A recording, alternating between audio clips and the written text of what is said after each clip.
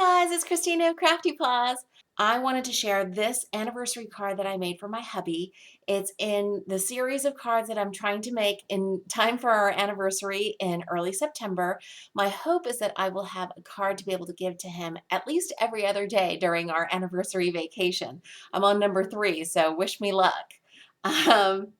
I made this card using these 3 stamp sets from Fawn, particularly focusing on the I Really Like You stamp set that I've had in my stash for a while. This card, by the way, is also being entered into Brown Baby Craftaholic and Kim Possible's monthly Use Your Stamp Challenge. I made this little shaker card, including some of the shakers, the little heart-shaped shakers that I punched out with my EK scallop circle heart punch. I don't think that's the correct name, but anyway, this is the punch that I used. And I also used the Nesting Hearts die set from Diamond Dies. If by chance you're making a purchase at Diamond Dies, please consider using the coupon code Thanks Christina for 10% off and free worldwide shipping on all orders of $35 or more. They have great prices, especially on their nesting die sets, which I think are great staple dies to have in your stash. I hope you will enjoy the process video. Thanks for watching. I wanted to create a single layer scene for the card base here because I didn't want my shaker to have layers that would obstruct the shaking. So I stamped out the 2 little hamsters using Memento Tuxedo Black ink, and I put a little post-it note mask over the second one so that I could stamp out the little hamster wheel, and it would look like the second hamster is coming off of the little hamster wheel there. And the trick to masking and stamping is that the image that you want in the foreground, in the front, you should stamp first, mask, and then stamp the things that you want in the background afterwards. And I'm just using a Copic multiliner pen to create the desktop line and some little cartoony movement lines on the hamster wheel and the little bottoms of the hamsters. I'm coloring the back wall a pale blue. It's B000. And you'll see I'm not having to color all the way to the edge of that card base. I just need the window of that cutout to be colored in. Then I'm taking some Copic markers. I want the back hamster to be a little bit lighter than the front hamster. If you're interested in any of the Copic colors, I'll be listing all of them on my blog post, which I'll also link to below. And I'm just going back and forth between the medium and light tones of the pale browns, just so that I don't have any harsh edges and everything is blended nicely. It's such a small little figure that you don't have to do really complex Copic coloring. And the front hamster, which I'm going to be coloring next, I'm coloring with slightly darker browns. I just wanted to differentiate them. The front hamster is supposed to be my hubby and the back hamster is supposed to be me, and this is to go along with the quote that I'm going to use for the inside sentiment. It's a passage from the Bible that reads, "Where you go, I'll go. Where you stay, I'll stay. I will follow you." I thought that quote and this little scene here really suited my hubby and me because we both left corporate careers, got off of that corporate treadmill, and focused on living healthier, happier lives together. Now I wanted to color the desk kind of a pale blonde wood color, so I'm using E51. And I did want to also add a little texture, so you'll see me using my EK powder tool here to get rid of the static because I'm going to do some heat embossing. I need to put on some masks on the Ferris wheel as well as on the 2 little hamsters because I don't want the embossing powder to get on the little feet of any of these images.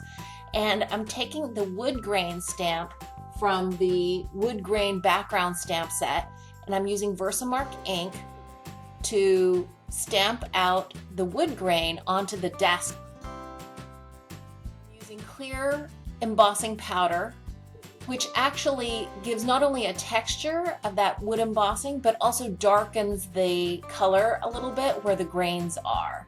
And I'm using a coffee filter to just recapture the excess powder and put it back into the jar. I'm going to heat that up with my heat tool, and you can see there the grains really add a lot to this image. I also realized before heating it up I needed to take the masks off, and I'm heating the back as well as the front so that the paper doesn't warp too much. Again, I thought adding that embossing added a nice texture without creating layers that might impede the shaker pieces from moving around. Oh, and here I forgot to color in the hamster wheel, so I'm using some cool gray tones, C4 and C5, to color in the hamster wheel there. Now to make the front panel with the shaker window, I'm using a piece of glittery paper from the DCWV, the Doodlin' Around stack, and I'm just using the heart die there to cut out the window. And just so I can get the placement correct of the base scene panel, I am turning that over and cutting up the glittered pattern paper so that it fits with the die cut heart right in the middle in the upper kind of 2/3 of the card. Now I'm taking some metallic red cardstock. This was gifted to me by Stamp Girl, and I am cutting out a little frame there to go around that open window. I'm using Aleene's tacky glue to glue that onto the opening there. And here you'll see I'm stamping out some little hearts from the 2 stamp sets that you see there because I wanted to add a little bit more interest, more embossing, and I'm stamping out those little hearts. But you can see there I've messed up the stamping a little bit. I smeared it, and so I have to fix that with a white Jelly Roll pen, which I missed in the video, but you see me trying to get a clean stamped image and it doesn't work. So basically I have to take a Versamarker marker and go over everything after I recolored the little hearts with a Copic marker. I used RV29 and I think it cleaned up really nicely, but I wanted to add a little bit more interest, a little more embossing. So I used that Versamarker pen and re-moistened the hearts. And I'm having to brush off the extra little embossing powder flecks that were inadvertently sticking to the background, to the wall there. And I got it cleaned off pretty well, and I'm gonna go ahead and heat up those hearts. And I think it does add a really nice shine. Now, to glue on the acetate onto the card front, I'm using zip dry glue, which I think works great. It's great for non-porous substances like acetate, and it dries really fast, ergo the name zip dry, faster than like E6000 and things like that. And now you see me putting down double-sided foam adhesive all around the heart, and I'm also putting it all around the edges of this card front as well, because I want the whole thing to be popped up off of the, card base. I'm just cutting it into strips because I don't want to waste a whole bunch of the double-sided foam adhesive. And here I'm showing you how I made some of the extra little shakers, the little hearts. I used a scrap of that red metallic paper, and I also added some iridescent pink sequins there. And I'm using my EK Tool powder tool again, and I'm just putting that powder along the edges right in the heart window, so that it prevents too much static from building up and catching the little sequins and heart punch outs. And I'm gluing that whole thing together. And now you'll see me trying to decorate the inside panel with a sentiment that I printed out on my computer. I'm just adding strips of the red metallic paper because I thought it was a nice way to keep the continuity going from the front of the card to the inside of the card and add a little color as well. I'm just cutting off the little edges. That whole thing will be glued on to the inside of the card. Now I'm going to adhere the whole front panel to that card base, and I'm trying to be careful to center it properly.